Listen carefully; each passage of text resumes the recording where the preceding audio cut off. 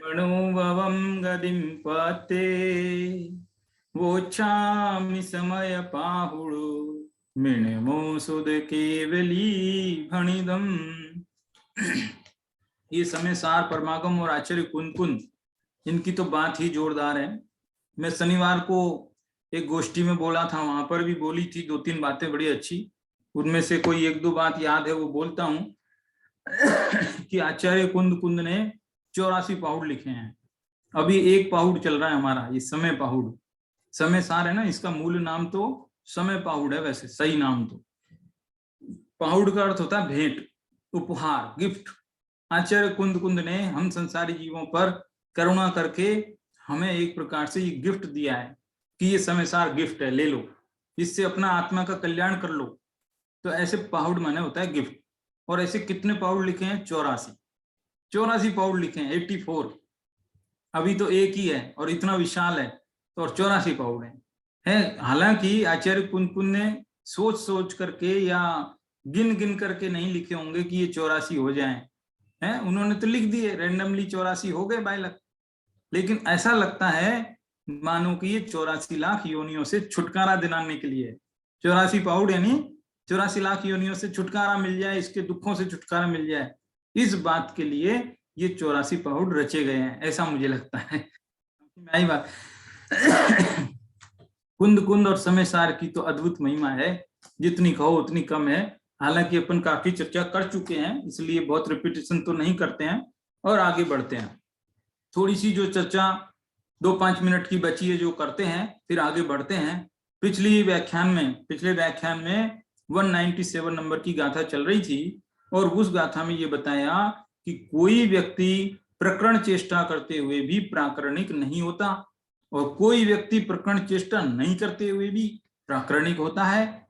मालिक एक जगह बैठा है, कुछ भी काम नहीं करता है, लेकिन फिर भी वो करता है उस काम, क्योंकि उसमें उसकी आसक्ति है, उसमें उसका पूरा उपयोग लग रहा है।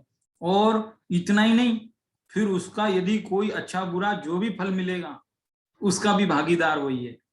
जो काम को करता है ना, वो भागीदार बिल्कुल नहीं।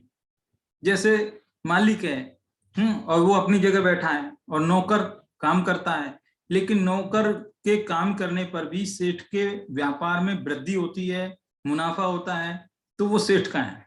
नौकर को सिर्फ सैलरी मिलने की है बस, एक्स्ट्रा न कम है न ज्यादा है, उसका कोई लेना देना नहीं। नुकसान होएगा तो भी सेठ जी का ही होगा, है ना। तो इस प्रकार से सेठ जी काम को नहीं करते हुए भी काम के करता है। यहां सेठ माने मिथ्या दृष्टि, सम्यक दृष्टि नहीं, मिथ्या दृष्टि।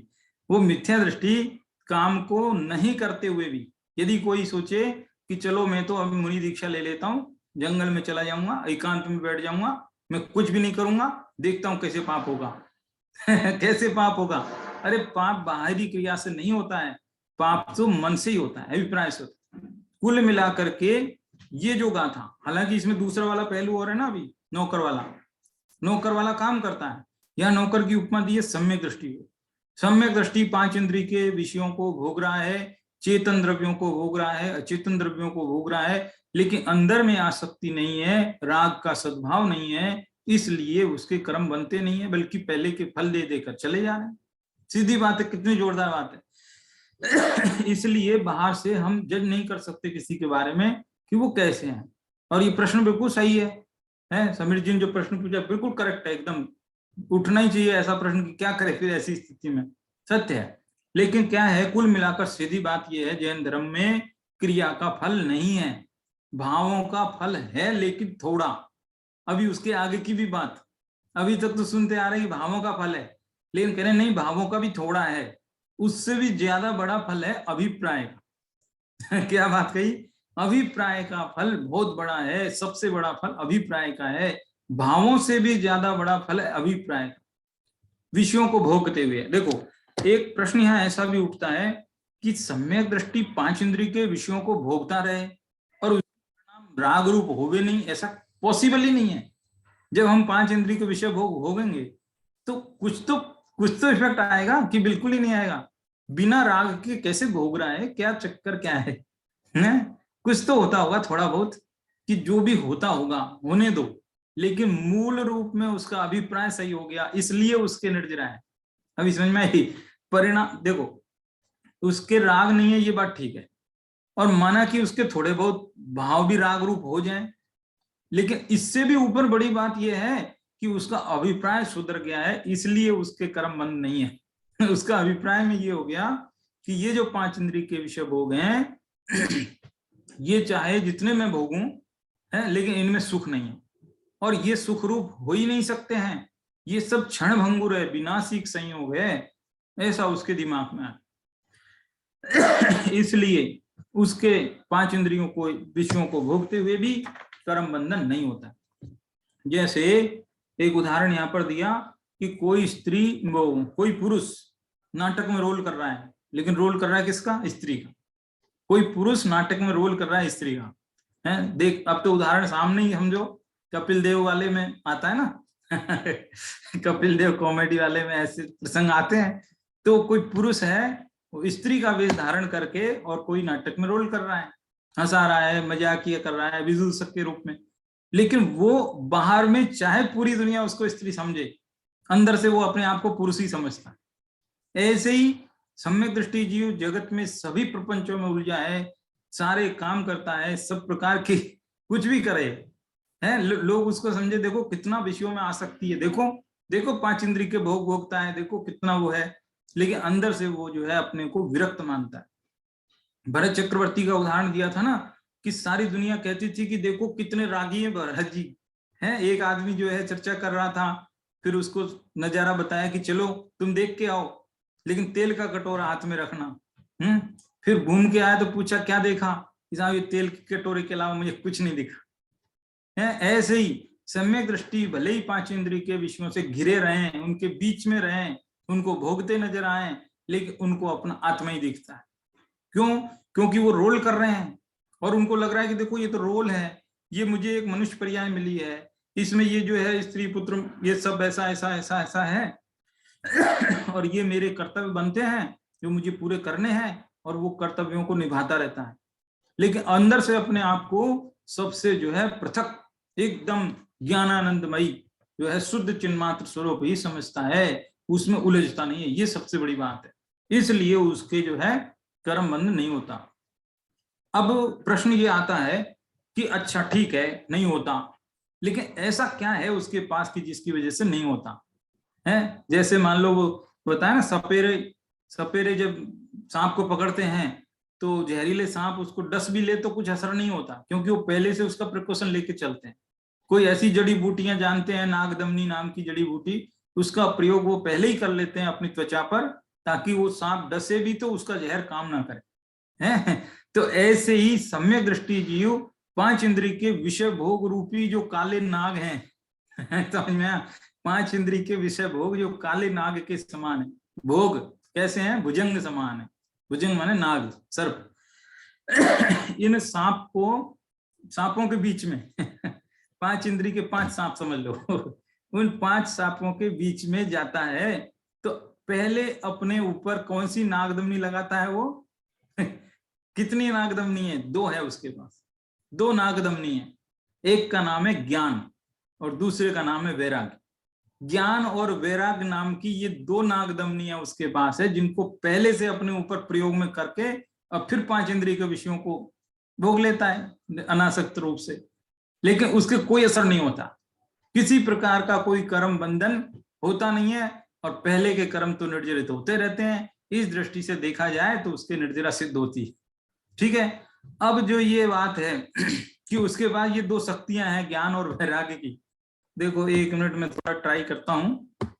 ये जो आपको कौन सी स्लाइड आगे वाली, ये मैंने पहले दिखाई थी आपको, है ना। 195वीं गाथा और 196वीं गाथा में ज्ञान और वैराग्य की बात आई थी कि उसके पास 2 शक्तियां हैं, ज्ञान और वैराग्य। ज्ञान की शक्ति के उदाहरण के लिए ज्ञानी वैद्य का उदाहरण दिया।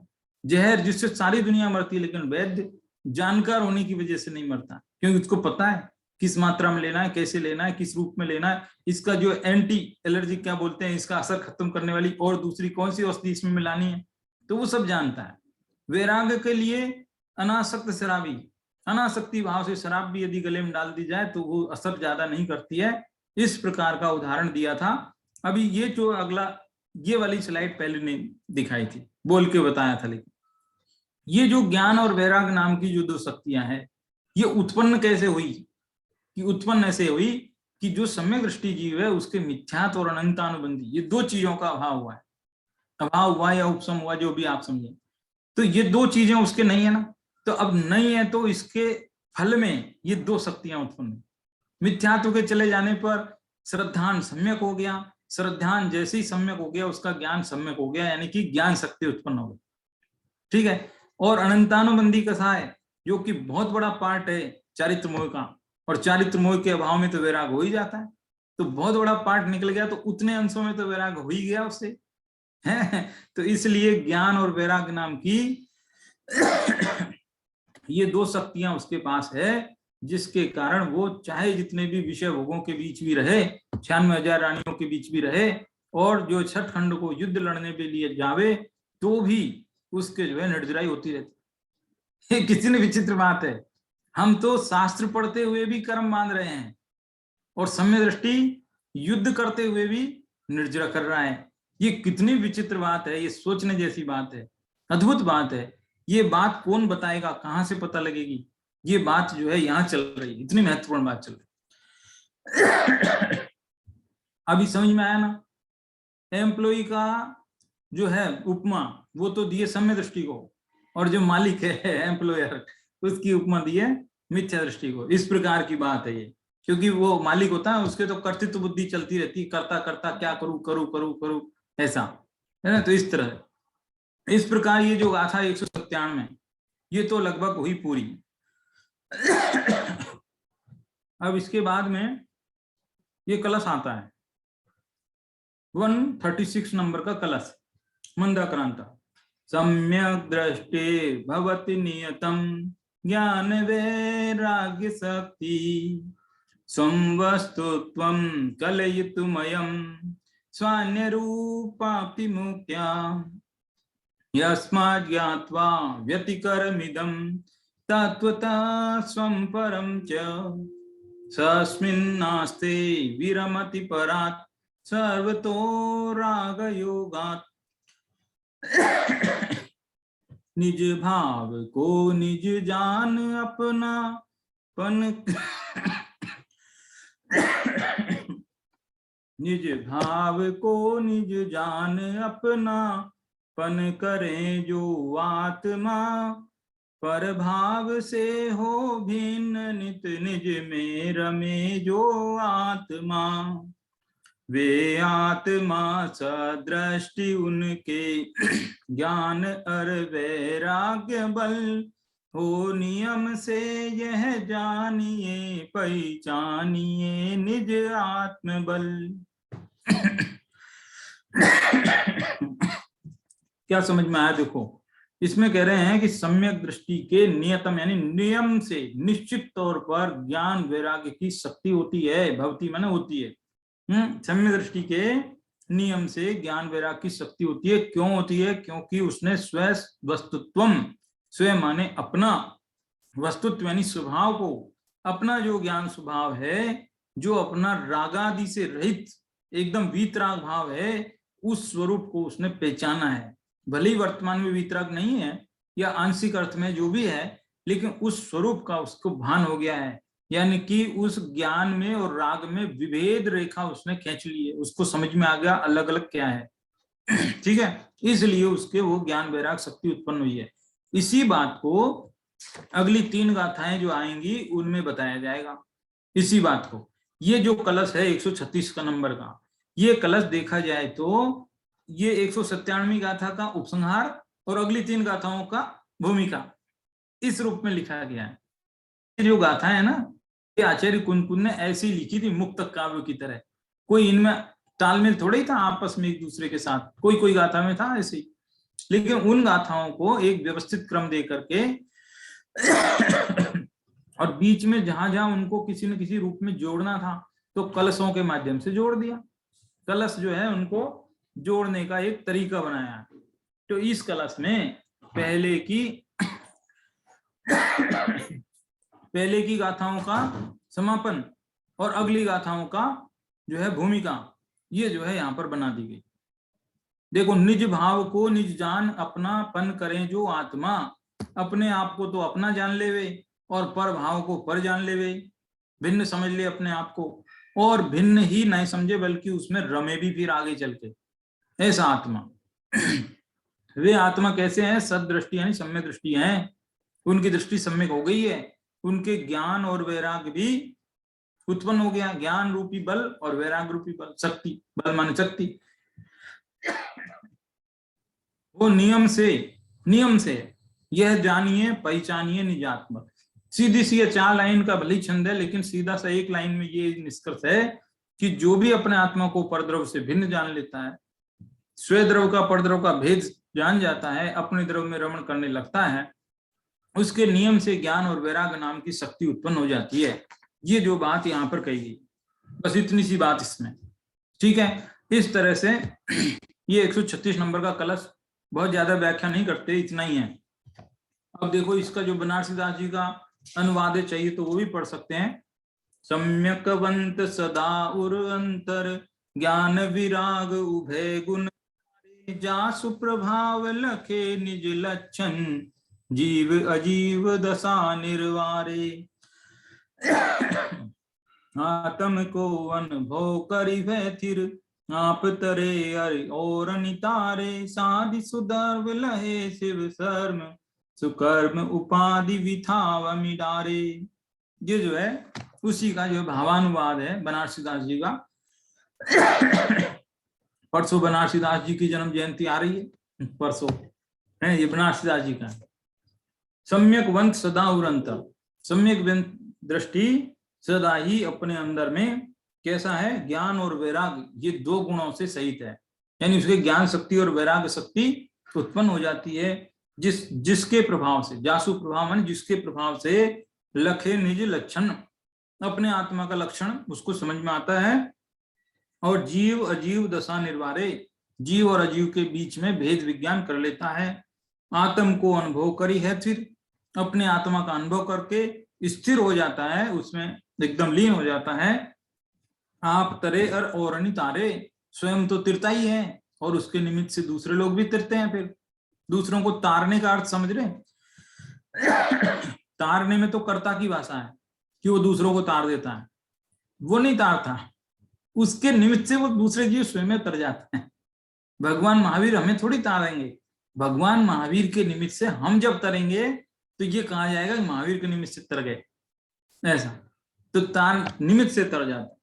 साधि सुदर्व लहे शिव शर्म, और सुद्रव्य है यानी अपने आत्मा, उसकी साधना करके लहे माने प्राप्त करते हैं, शिव माने मोक्ष, शर्म यानी सुख है, शर्म यानी सुख, ये शायद पता नहीं होगा, शर्म माने सुख, मोक्ष सुख को प्राप्त कर लेते हैं। सुकर्म उपाधि विथाव मिडारे, और कर्म की जो उपाधि है, कर्म की उपाधि मतलब वजह से, कर्म की वजह से, विथा माने व्यथा, दुख, पीड़ा, उसको जो है वमन कर देते हैं, यानी दूर हटा देते हैं। कर्म रूप से उत्पन्न होने वाला दुख उससे पूरी तरह छूट जाते हैं, मोक्ष सुख को प्राप्त कर लेते हैं। कौन कर लेते हैं? जो सम्यदर्शी हैं, उनके ज्ञान वैराग शक्ति है, इसलिए उनका कोई कुछ बाल भी बांका नहीं कर सकता। ये है गजब बात। पहले के जमाने में ऐसा बोलते ना कि वो शक्ति फेंक देते थे तो वो एक विद्युत का घेरा बन जाता था, तो उसकी वजह से कुछ नहीं होता था। इसी तरह से सम्यक दृष्टि ज्ञानी जीवों के पास ज्ञान वैराग की शक्ति है, जिसकी वजह से उसके कुछ भी नहीं बिगड़ता। ये बात यहाँ पर चल रही है, समझ में आई? इतनी बात है इसमें, बाकी चर्चा पहले हो चुकी, मैं समझता हूं इससे आगे होगा क्लियर, इतनी बात है। अब इसके आगे ये प्रश्न उत्पन्न होता है कि ये जो ज्ञान वैराग की शक्ति उत्पन्न कैसे हुई? हालांकि इसका उत्तर अभी ये जो जस्ट कलश अभी पढ़ा है इसी में आ गया, लेकिन इसी को और स्पष्ट करने वाली जो गाथाएं, 3 गाथाएं जो आई है, ये 3 गाथाएं क्या कहती है वो भी देख लेते हैं। लेकिन ये जो 3 गाथाएं हैं, इनमें से थोड़ा सा आप देख रहे होंगे, 2 टीकाकार हैं, एक जयसेनाचार्य, एक दूसरे अमृतचंद्र। ये दोनों टीकाकारों के अलग अलग ग्रंथों में इन गाथाओं का क्रम थोड़ा सा गड़बड़ा गया है। किसी के में ऊपर नीचे गाथाएं, कोई गाथा हो सकता है आगे पीछे भी हो जाए, ऐसा भी है। 198 की हो सकता है 199 पे मिले आपको, ऐसा भी हो सकता है। तो आगे पीछे भी हुआ है क्रम, और इस तरह से कुछ थोड़ा सा फर्क आया है इन 3 गाथाओं में, है ना। लेकिन फिर भी जो क्रम है, जिस क्रम से हम पढ़ते आ रहे हैं उस क्रम से देखें तो उस क्रम से देखते हैं। देखो वो ये गाथा आज उसमें तो है नहीं, इसलिए अलग से टाइप की है मैंने, क्योंकि वहां क्रम में छूट गई है, एक गाथा छूट गई उधर, है ना, उधर छूट गई तो मैंने अलग से लिखी है।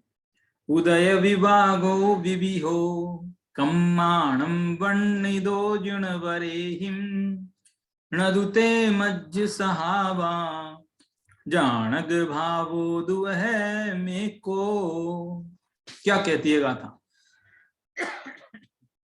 तीनों गाथाओं का भाव लगभग एक जैसा है, इसलिए तीनों एक साथ भी पढ़ी जा सकती है, लेकिन शब्दार्थ देख लेते हैं। उदय विभागो, कर्म का जो उदय है, विपाक, विपाक बोलो उदय बोलो लगभग एक बात है, लेकिन विपाक रूप उदय या उदय रूप विपाक एक ही बात।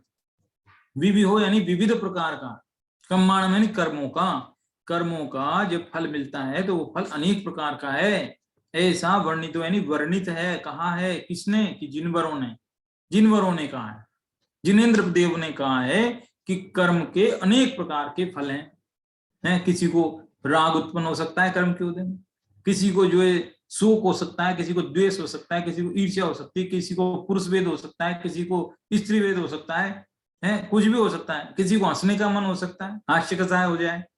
तो ये अनेक प्रकार के फल हैं। नदु ते मज्ज सावा ते यानी वे फल, वे फल मज्ज है क्या? हाँ, मज्ज यानी मेरे, वे मेरे स्वभाव नहीं है। जो कर्म के उदय में होने वाले विविध प्रकार के जो फल हैं, विविध प्रकार के भाव हैं, वे मेरे स्वभाव नहीं है। मज्ज यानी मेरे, न माने नहीं, स्वभाव यानी स्वभाव, मेरे स्वभाव नहीं है। तो फिर मैं कैसा हूं? कि जानक भावोदु अहम एक को, मैं तो सिर्फ एक ज्ञायक भाव हूं, ये अर्थ। अहम यानी मैं, एक को यानी एक, जानक भाव यानी ज्ञायक भाव, मैं तो सिर्फ एक ज्ञायक भाव हूं, सिर्फ ज्ञाता दृष्टा हूं, करता धरता नहीं हूं। कर्म का जब भी उदय आएगा, गुस्सा भी आएगा, तो उसको जान लेना है। जब जान लोगे तो गुस्सा रुकेगा ही नहीं गुस्सा रहेगा, इसका मतलब आप जान नहीं पा रहे हो। इससे ये भी सिद्ध हो जाता है कि गुस्सा और ज्ञान ये दोनों विरोधी स्वभाव के हैं, क्योंकि एक आता है तो दूसरा चला जाता है, ऐसा समझ में आई? गुस्से का तेज उदय आ जाए तो ज्ञान नहीं रहता, विवेक खो जाता है, और ज्ञान रहता है तो गुस्सा नहीं टिकता फिर। तो इसलिए दोनों विरोधी स्वभाव के हैं, ये अर्थ हुआ। अब देखो इसका हिंदी पद्यानुवाद पढ़ दूं। उदय कर्मों के विविध विध सूत्र में जिन वर कहे, किंतु वे मेरे नहीं, मैं एक ज्ञायक भाव हूं। अगला भी पढ़ दूं, हालांकि गाथा पढ़ने के बाद पढ़ना चाहिए, लेकिन पढ़ देते हैं। उदगल कर्म है राग उसके उदय ये परिणाम है, किंतु ये मेरे नहीं, मैं एक ज्ञायक भाव हूं। ये जो है एक प्रकार से ऐसी बातें चल रही है जो आपको यूं समझो, गीता, हिंदुओं में जो गीता का स्थान है, हालांकि कुछ कुछ उस जैसी बातें चल रही है, आत्मा के गीत गाए जा रहे हैं समय सार में आत्मा का ही स्वरूप है, बाकी कुछ भी नहीं है। कोर्ट में जब विटनेस को कहा जाए कि चलो कटघरे में खड़े हो जाओ, और उसके सामने एक गीता रख करके कहते हैं कि गीता पे हाथ रख के बोलो कि जो कुछ कहूंगा सच कहूंगा, सच के सिवा कुछ नहीं कहूंगा। तो ऐसे ही यहाँ आचार्य कुन कह रहे हैं कि जो कुछ भी कहूंगा आत्मा के ही बारे में कहूंगा, और कुछ भी नहीं कहूंगा। आत्मा के बारे में यानी दो अर्थ निकल रहे हैं इसमें से, आत्मा का स्वरूप तो कहते ही हैं, और अपने आप का स्वरूप, अपने आप का स्वरूप बता रहे हैं वो तो क्योंकि उन्होंने निज वैभव से इसको प्रकाशित किया है। निज वैभव यानी अपने आत्मा से मिलान करके, सुनी सुनाई बात नहीं है, सुनी हुई तो है ही, लेकिन केवल सुनी सुनाई नहीं है, उस बात को अपने निज वैभव से जो है वेरीफाई किया है, फिर वेरीफाई होने के बाद में फिर ग्रंथ के रूप में लिखा है, और हमसे भी ये निवेदन किया है कि आप भी अपने आत्मा से वेरीफाई करो ना, करो, उससे बढ़िया हो जाएगा, दृढ़ता आ जाएगी, ऐसा कह करके उन्होंने लिखा है। ठीक है, अगली गाथा क्या है? ये थोड़ी गाथा ऊपर नीचे हुई है, जैसे नाचार्य की में है ये वाली, है ना, लेकिन भाव लगभग एक जैसा है, इसलिए ये पढ़ देते हैं। कहाँ गई ये वाली, इसके ऊपर पुग्गल कम्मम रागो तस्य विभागदो तस्य विभागोदगो हवदियेसो न द्वेष मध्य भावो जानक भावो हुए मेको। पुग्गल कम्मम रागो, पुद्गल कर्म जो राग है ना, राग वो पुद्गल कर्म है, पुद्गल कर्म है राग, राग पुद्गल कर्म है। तस्य विभाग वो हवदि एसो, तस्य यानी उसका जो विपाक यह है, यानी राग रूप जो विपाक है कर्म का, नदु एस मज्ज स्वभावा, यह मेरा स्वभाव नहीं है। जब मुझे राग, देखो ये जो गाथा है ना, ये जो गाथा में सिर्फ एक राग लिखा है, लेकिन आप समझने की दृष्टि से राग की जगह और भी चीज समझ लेना, सब राग द्वेष काम क्रोध मोह लोभ ईर्ष्या राग जितना भी रति अरति सब कि कितना समझ लें कि 16 सूत्र बना सकते हो कम से कम, और ज्यादा से ज्यादा असंख्यात लोक प्रमाण, है ना। तो ऐसे टीका में लिखा है ये चीज, टीका में लिख दी है उन्होंने लिख दी है कि भले ही हमने यहाँ सिर्फ एक शब्द लिखा राग, लेकिन राग की जगह आप दूसरे भी शब्द रखो। कर्म के उदय में या जो भी आपको राग हुआ या द्वेष हुआ, समझो ये कर्म का पुद्गल कर्म है एक प्रकार से, है, और पुद्गल कर्म का विपाक है। इस वक्त पुद्गल का प्रभाव आया है, इसलिए ऐसा राग हुआ है जो मेरा स्वभाव नहीं है। मैं तो जानक भावो दुए, मैं तो सिर्फ ज्ञायक भाव हूं, ऐसा समझना। ये है इसमें, ये भाव शब्दार्थ समझ में आ गया होगा। पुद्गल कर्म है राग उसके उदय ये परिणाम है, किंतु ये मेरे नहीं, मैं एक ज्ञायक भाव हूँ। वही रट लगा रहे हैं, मैं एक ज्ञायक भाव हूँ, मैं एक ज्ञायक भाव हूँ। मैं हास्य नहीं हूं, मैं ज्ञायक भाव हूँ। मैं क्रोध नहीं हूं, मैं ज्ञायक भाव हूँ। मैं राग नहीं हूं, मैं ज्ञायक भाव हूँ। क्या बात है, जगत में राग की बहुत महिमा। आगे की गाथा पढ़ते हैं लेकिन बीच में थोड़ी बात बताते हैं। जगत में द्वेष को तो सभी बुरा मानते हैं, लेकिन राग की बहुत महिमा है, जबरदस्त महिमा है। आप देखो जब नाटक होता है या कोई मूवी में ऐसा दृश्य आ जाए कि जिसको देखकर आंखों में आंसू आ जाए, एकदम रोना धोना, अरे देखो दो भाई गले मिल रहे हैं, अरे कब से देखो बिछड़े बिछड़े माँ बेटे मिल गए हैं, एकदम रोने धोने का सीन चल रहा है जोरदार। या समझो कृष्ण जी कृष्ण जी और सुदामा, उनकी दोस्ती मैत्री वो दिखाई जा रही है। सुदामा फटे हाल, नंगे पैर, बदन पे पहनने को कपड़े नहीं है, ऐसी हालत में दीनहीन अवस्था में कृष्ण जी के दरवाजे पर जाता है। द्वारपाल उसको दुत्कार के भगा देते हैं कि अरे तू नाम लेता है हमारे राजा का, तेरा उनका कहाँ संबंध, तू भिखारी कहीं, चलो चलो बाहर चलो, उसको बाहर कर देते हैं। और ये सब वो खड़ा रहता है, बहुत बहुत गिड़गिड़ाता है कि एक बार संदेशा तो पहुंचाओ, संदेशा तो पहुंचाओ। और जब वो द्वारपाल बहुत दुत्कारते हैं, लेकिन वो जिद पकड़ लेता है, वहीं बैठ जाता है, आधा दिन गुजर जाता है। तो लोगों को लगता है कि चलो भाई कह देते हैं। तो किसी ने जाके अंदर संदेशा दिया कि कोई मिलने आए हैं, कि वो बहुत फटे हाल है, हमको तो कहने में भी शर्म आती है कि क्या नाम बता रहा है, कि सुदामा नाम बता रहा है। तो इस बात को सुनकर के कृष्ण जी दौड़े दौड़े चले आए, अरे सुदामा मिलने आया है। तो वो मिलने आए और वो दृश्य को जब देखते हैं, लोगों की आंखों में 98% लोगों की आंखों में पानी देखने को मिलता है। जबरदस्त सीन है वो, जोरदार। यूट्यूब पे मिलेगा, आप देखना चाहो तो देखो, लेकिन आपको बिना रोए कोई रुकेगा नहीं, ऐसा जोरदार दृश्य है वो, गजब का है, बहुत गजब का दृश्य। लेकिन उसकी महिमा आती है लोगों को।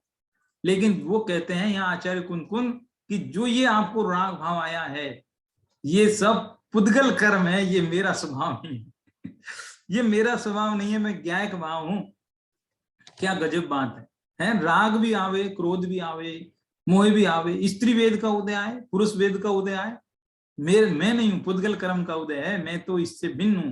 क्योंकि जो सदा रहे वो मेरा स्वभाव है, जो सदा नहीं रहे वो मेरा स्वभाव हो ही नहीं सकता। क्योंकि ये सदा नहीं रहेगा ना, ये जो उदय आया है ये सदा नहीं रहेगा। अच्छा, कोई क्रोध में रहना चाहे, गुस्से में, कितने दिन रहेगा? हंसी में रहना चाहे, हंसता हुआ बना रहे हंसता हुआ रहे, कितने दिन रहे बताओ, चेहरे पर हंसी, कंटिन्यू तो नहीं रह सकती ना एकदम हमेशा, मूर्ति का पुतला हो तो फिर भी रह सके। तो इसलिए ये मेरा स्वभाव नहीं है, ये चीज बताई जा रही है। ऐसी गाथा बीच में क्यों आई है? ये गाथा कह रही है कि वो जो ज्ञानी के आपको बताया था ना, ज्ञान वैराग्य की शक्ति क्यों उत्पन्न हुई है, इसलिए उत्पन्न हुई है कि वो ज्ञानी ये जानते हैं कि ये जो 5 इंद्रिय के विषय भोग रहा है, उस भोगते समय राग भी उत्पन्न होगा। अपना मान लो बच्चा शैतानी करे तो उस पर गुस्सा भी होगा, तो क्रोध का उत्पन्न हो गया, राग उत्पन्न हो गया, पैसे कमाने जाएगा, तो वो सब होता है कि नहीं, लोभ भी होता है, क्रोध भी होता है, सब होता है। लेकिन इतना सब होते हुए भी ज्ञानी ये जानता है कि ये सब मेरा स्वभाव नहीं है, ये सब पुद्गल कर्म है, पुद्गल के निमित्त से हुआ है, इसलिए मेरा स्वभाव नहीं है। एक प्रश्न उठाया टीका में, टीका में ये प्रश्न उठाया कि आप बार बार ये कह रहे हो कि राग पुद्गल कर्म है, क्रोध पुद्गल कर्म है, लेकिन नहीं, हमें तो नहीं जमता। क्रोध तो बाहर एकदम भाव रूप दिखाई देता है, आप उसको पुद्गल कर्म कैसे कह रहे हो? क्या क्रोध पुद्गल था? कि क्रोध तो एकदम सामने एकदम चेहरा लाल हो जाता है, भाव रूप होता है। क्रोध तो भाव रूप होता है, द्रव्य रूप कहाँ है? ऐसा प्रश्न किया। तो उसका उत्तर हालांकि बताया तो होगा मैंने पहले भी, है इसी समाचार में आए हैं उत्तर तो, लेकिन भूल जाते हैं, रिपीटिशन होना चाहिए इसके लिए। उत्तर दिया कि नहीं, क्रोध भी 2 प्रकार का है, एक द्रव्य क्रोध, एक भाव क्रोध। एक जो 148 कर्म प्रकृतियां पुद्गल की बनी हुई है, उनमें से एक प्रकृति का नाम भी क्रोध है, वो द्रव्य क्रोध है। उसके उदय में जब जब उसका उदय आता है तो ऐसा निमित्त नैमित्तिक सहज संबंध है कि उस वक्त जीव को क्रोध आ जाता है, यदि वो अपने चेतन स्वभाव को नहीं पहचाने तो। उस वक्त यदि वो चेतन स्वभाव के बाहर है, अपने आत्मा को नहीं देखता है, तो क्रोध आ जाता है। वो यदि वो अपने स्वभाव को पहचान ले तो क्रोध से बच जाता है। ये जीव के ऊपर है निर्भर, वो कर्म के ऊपर निर्भर नहीं है। समझदार को ही समझाया जा रहा है, जो कर सकता है उसी को समझाया जा रहा है। ये शास्त्र कर्म के लिए लिखा है कि जीव के लिए लिखा है? इसको कर्म पढ़ते हैं कि जीव पढ़ते हैं?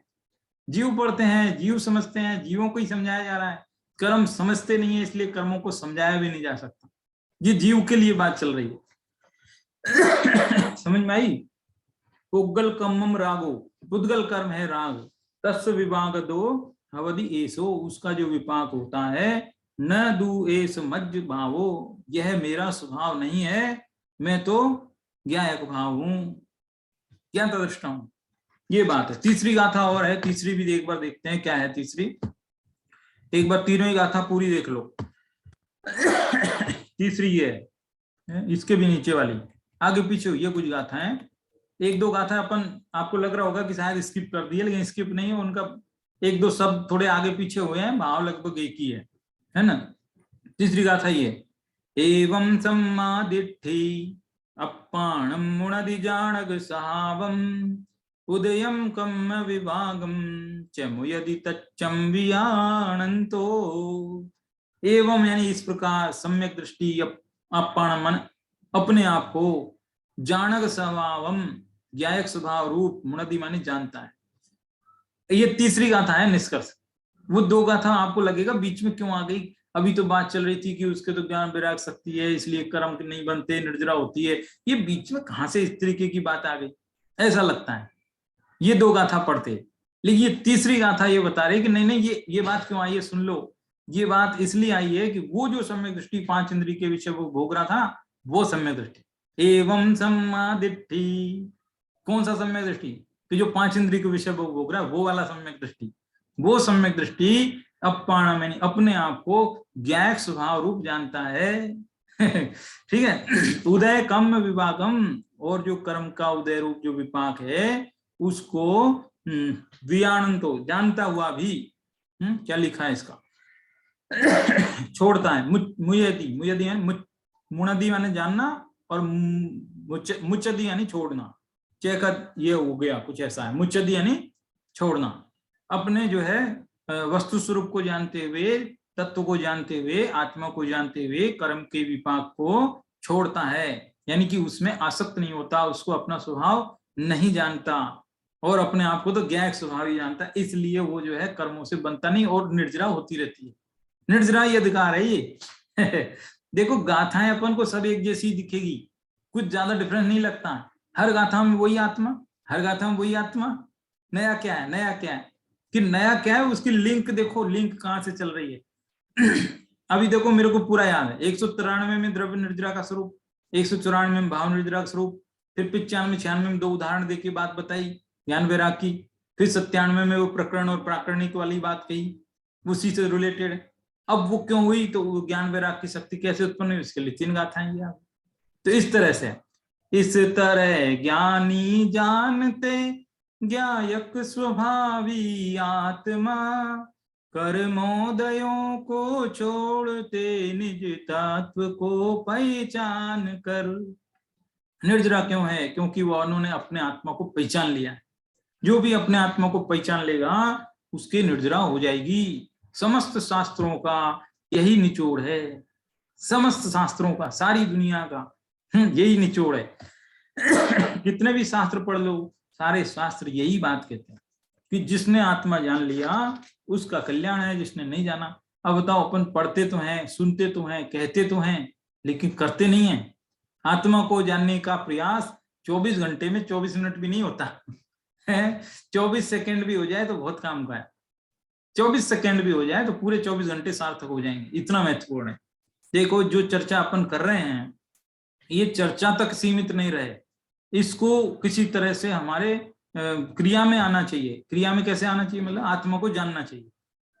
ये चर्चा जो कर रहे हैं ना, इससे भी शुभ बंध है, और बंध से छूटना है तो फिर जानो भाई, आत्मा जानो, आत्मा को जानने की चेष्टा। सुबह से शाम तक ऐसा चक्र चल रहा है संसार का कि जिसमें आत्मा के बारे में थोड़ा भी विकल्प उठे ऐसा कुछ संभव ही नहीं बन पाता, बहुत मुश्किल है एकदम। चारों तरफ से इतने काम रहते हैं, ऑफिस में जाना है, पैसे भी कमाना जाना है, ये भी करना है, वो भी करना है, घर गृहस्थी को भी संभालना है, खाना भी खाना है। तो सुबह से शाम तक की जीवनचर्या ऐसी हो गई है कि कभी भी आत्मा का स्वरूप ख्याल में आता ही नहीं है।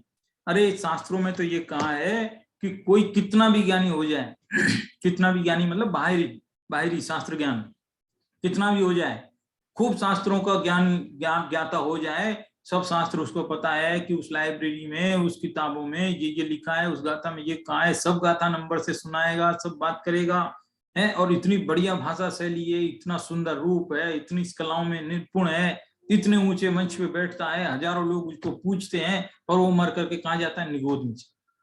बताओ क्या क्या निष्कर्ष निकला, क्या निष्कर्ष निकला? करोड़ों की संपत्ति को छोड़ के निगोद में चले गए। बताओ क्या क्या निष्कर्ष निकला? वो करोड़ों की संपत्ति काम आई क्या? वो करोड़ों शास्त्रों, लाखों शास्त्रों का ज्ञान काम आया क्या? नहीं आया। इसलिए क्यों नहीं आया?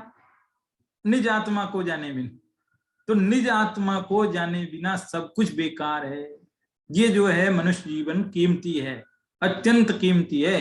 कभी कभी सोचो ना, हम पूरे दिन भर करते क्या है, जो कुछ भी करते हैं उसकी कितनी वैल्यू है, वो कितना काम का है, बहुत समय अनावश्यक निकल रहा है। लेकिन सुबह से हम थोड़ा थोड़ा, भले ही 2 मिनट भी, 2 मिनट 1 मिनट के लिए भी यदि आत्मा का थोड़ा सा भी सोते उठते बैठते, मेरा क्या स्वरूप है, मेरे जो ये भाव प्रति समय हो रहे हैं, इनका क्या फल लगेगा, मैं कौन सी गति से आया हूं, कौन सी गति में जाऊंगा, ये जो मेरा चरित्र है ये कैसे बन रहा है, इन भावों का मुझे फल क्या लगेगा, ये सब बातों के बारे में थोड़ा बहुत चिंतन तो होना चाहिए। कोरा चिंतन नहीं, उस चिंतन से मुक्त होना, अचिंतन की अवस्था में आना, चिंतन रहित अवस्था, निर्विकल्प अवस्था आनी चाहिए। है जैसे मान लो यहां मान लो कोई बच्चा बैठा हो, मेरे बगल में कोई बच्चा बैठा हो, तो मुझे एहसास रहेगा हाँ मेरे बगल में कोई बैठा है। लेकिन मान लो यहाँ अंधेरा है, लाइट चली जाए, फिर कोई बैठा हो तो एहसास रहेगा? यदि पहले से पता है जब तो रहेगा एहसास, लेकिन मान लो पहले से नहीं बैठा, अंधेरे में ही कोई आके बैठा, तो एहसास नहीं रहेगा ना, बिल्कुल नहीं रहेगा। लेकिन चलो वो बच्चे को जाने दो, लेकिन मैं हूं ऐसा एहसास तो रहता है कि नहीं रहता? कि हाँ रहता है। अंधेरे में भी रहता है कि हाँ बिल्कुल रहता है। अंधेरे में भी ये एहसास रहता है कि मैं भी कोई चीज हूं, मैं भी कोई चीज हूं, तो मैं भी कोई चीज हूं, इसी चीज को समझो ना भाई। ये जो जानने देखने वाला तत्व है इसको समझो ना। किसी ने कहा ये हीरा महत्वपूर्ण, ये सुना भी थी ना आपको बात भाई, सुनो, हीरा महत्वपूर्ण है। हीरा क्या महत्वपूर्ण? हीरा को जाने वो आंख महत्वपूर्ण है। और आंख भी क्या महत्वपूर्ण? उस आंख के माध्यम से जो ज्ञान हमारा जान रहा है वो महत्वपूर्ण है। और ज्ञान भी क्या, ज्ञान जिस आत्मा से आ रहा है वो आत्मा बड़ी महत्वपूर्ण है, उस आत्मा की अद्भुत कीमत है। ऐसी अद्भुत कीमत है जिसका कोई हिसाब नहीं है, बहुत जबरदस्त कीमती है। वो कहते हैं कि जो क्या बोलते हैं, स्वर्ग का जो इंद्र होता है उसकी इंद्राणी होती है, तो इंद्राणी के गले में जो हार होता है, उस हार का जो एक मोती होता है, वो मोती की जो कीमत है ना, वो पूरे 6 खंड की संपत्ति की नहीं है। ऐसा सुनते हैं हम, पता नहीं शास्त्रों की बात कहीं सुनी थी कि जो इंद्राणी है, उस इंद्राणी के गले में जो हार है, उस हार के मोती की कीमत भी जो है चक्रवर्ती की जो विभूति है उससे ज्यादा है, समझो। ठीक है, तो जब एक मोती की इतनी कीमत है तो पूरे हार की कितनी कीमत होगी, और पूरे हार की यदि इतनी कीमत है तो उस हार को पहनने वाली सची इंद्राणी कितनी महान होगी, समझो एक प्रकार से। और वो इंद्राणी जिस इंद्र की है, वो इंद्र कितना ज्यादा होगा महान, सोचो आप। और वो इंद्र भी ये तीर्थंकर परमात्मा के चरणों में नमन करता है, तो ये कितने महान हुए। और तीर्थंकर परमात्मा कह रहे कि तुम मेरी तरफ क्या देखते हो, मैंने जिसको देखा है तुम उसको देख लो, बस कल्याण हो जाएगा। तो सोचो हमारी आत्मा कितनी महत्वपूर्ण हुई। तीर्थंकर परमात्मा ने भी अपनी आत्मा का शरणा लिया, इसलिए वे महान बन गए। दुनिया के सब धर्मों में कोई कुछ कहता है, कोई कुछ कहता है, लेकिन अपने धर्म में तो सब ये कहते हैं कि सब आत्माएं बराबर है, कोई छोटा बड़ा नहीं है। जो अपनी आत्मा को जान लेगा वही बराबर हो जाए है। भगवान ये नहीं कहते कि तुम मेरी शरण में आ जा, मैं तुझे पार कर दूंगा, ये नहीं कहते हमारे यहाँ पर। ये दूसरे लोग कहते हैं। लेकिन कभी कभी सोचो समीक्षा की दृष्टि से, यदि कोई मेरी, जैसे मान लो मैं तो अपने आप को रख लेता हूँ, चलो, हालांकि मैंने समझा कि जैसे मान लो मैं भगवान हूँ, मेरे हाथ में सब पावर हो गई मान लो, और कोई मेरे पास आवे और मैं उसको चल भाई तेरे पार कर देता हूँ, मैं तुझे पार कर देता हूँ क्योंकि तू मेरा मित्र है। अरे तू मित्र है इसलिए पार कर दूंगा, ये तो गलत बात है, इसका मतलब पार्शनिटी हो गई, फिर तो राग देश हो गया। सोचना आप, ये चीज मैं नाम नहीं लूंगा लेकिन किसी ग्रंथ में आई है। कौन से ग्रंथ में? अपने जैन ग्रंथों की बात, दूसरे ग्रंथों की बात है। जिससे तुलना करते हैं इस समय सार की, उस ग्रंथ की बात है। उस ग्रंथ में ये आया है कि हे अर्जुन, तू मेरी शरण में आ जा, मैं तुझे पार कर दूंगा क्योंकि तू मेरा मित्र है। अरे मित्र और शत्रु मान लिए तो वहीं राग देश खड़े हो गए, और मित्र होने के नाते तुम पार करोगे, ये तो गलत बात हो गई ना। और यदि इसका मतलब पार भी करोगे तो मैंने मान लो पाप किए और फिर भी तुम मुझे पार कर दोगे कि नहीं? क्या मतलब, क्या आधार, क्या है, कसौटी क्या है पार करने की है? तो इस प्रकार से कहने का अर्थ ये है कि जो ये बात चल रही है कि सम्यक दृष्टि जीव को 5 इंद्रिय के, देखो मैंने पहले भी कही थी कि कोई भी अधिकार की पहली गाथा में जो सेंटेंस आया है उसी को सिद्ध कर रहे हैं। वो पहली गाथा आई थी 193 नंबर की, जिसमें ये कहा था कि 5 इंद्रिय के विषयों को, चेतन अचेतन द्रव्यों को सम्यक दृष्टि भोगते हुए भी निर्जरा का कारण है। वो भोग भी निर्जरा के कारण है, सम्यक दृष्टि के भोग भी निर्जरा के कारण है। भोग के साथ साथ युद्ध भी ले लो आप, युद्ध भी निर्जरा का कारण। इतनी विचित्र बात है। तो इस प्रकार से यहाँ भले ही ये जो गाथा है कि राग पुद्गल कर्म है, लेकिन राग के स्थान पर द्वेष कर लो, मोह कर लो, क्रोध कर लो, लोभ कर लो, ऐसे कितने 16 रख लो कम से कम, लिखा है 166 नंबर पेज पे, देख सकते हो आप। राग के स्थान पर द्वेष, मोह, क्रोध, मान, माया, लोभ, कर्म, नौकर, मन, वचन, काय, श्रोत, चक्षु, घ्राण, रसना और स्पर्शन, ये 16 शब्द बदल बदल करके रख लोगे तो भी समझ में आ जाएगा। तो इस तरह से ये समझा जा सकता है, जिसके भी ज्ञान वैराग की शक्ति है वो धर्मात्मा है। धर्मात्मा का यही चिन्ह है। हालांकि कोई चिन्ह धर्मात्मा का बाहर से दिखता नहीं है। कौन सम्यक दृष्टि है, कौन मिथ्या दृष्टि है, बाहर से बिल्कुल नहीं दिखता है। जज भी नहीं कर सकते हम बाहर से, बहुत मुश्किल है, बहुत मुश्किल है। हो सकता है मिथ्या दृष्टि बाहर से ज्यादा धर्मात्मा दिखता हो, सम्यक दृष्टि बाहर से हो सकता है एकदम अधर्मात्मा जैसा दिखता हो, ऐसा भी हो सकता है। इसलिए ये तो कोई तरीका है नहीं, ये तो बहुत विचित्र बात है। और सम्यक दृष्टि जो होता है वो भी बात बात में ये नहीं कहता कि मैं सम्यक दृष्टि हूं, मैं सम्यक दृष्टि हूं, है बिना पूछे बताता नहीं है, पूछने पर छुपाता नहीं है एकदम निष्कपट होता है। ऐसा ही होता है उसका लक्षण कुछ कुछ, है ना। और जो भी जीव पहली बार दिखे वो गुरु है गुरु को मैं यदि सारे लक्षण बाहर के सब बराबर दिख रहे हैं, जो भी महाव्रत है, समितियां है, जो कुछ भी, वो सब बराबर एकदम दिख रही है। पहली नजर पर तो वो आपके लिए श्रद्धा के श्रद्धेय हैं, वो तो कोई दिक्कत नहीं है। फिर धीरे धीरे उनके साथ रह करके 3 दिन का समय लिखा है शास्त्र में, 3 दिन तक आप उनकी परीक्षा करो, लेकिन 3 दिन के पहले आप उनको ऐसा नहीं कि नमस्कार ही नहीं करें, नमस्कार भी कर लो, कोई दिक्कत नहीं है। लेकिन जब आपको ये समझ में आ जाए कि अरे ये तो बहुत गड़बड़ है, इनके तो आचरण में ही बहुत प्रॉब्लम है, तो अंदर में तो होगा ही होगा फिर, है। तो जब बाहर से ये पूरा निर्णय हो जाए, उनकी बातों से पता लगने लगे थोड़ा बहुत कि वो तत्व संबंधी बातें ठीक से नहीं समझ पा रहे हैं, विरोध है उनकी बातों में, कुछ ऐसी ऐसी बातें आ जाए 2-4, तो फिर बाद में आप भले ही उनसे दूर हो जाएं, लेकिन कम से कम पहली बार में तो जब तक उनका कोई ठीक से परिचय नहीं, तब तक के लिए तो वो है नमन करने योग्य। ऐसी चीज मैंने कहीं पढ़ी थी। तो इस प्रकार से ये जो बात है कुल मिलाकर के यही बताती है कि सम्यक दृष्टि जीव अपने ज्ञान और वैराग्य की शक्ति के बल पर भोग भोगते हुए भी निर्जरा का पात्र है। ये निष्कर्ष है इन गाथाओं का। ठीक है, धन्यवाद। जय जिनेन्द्र।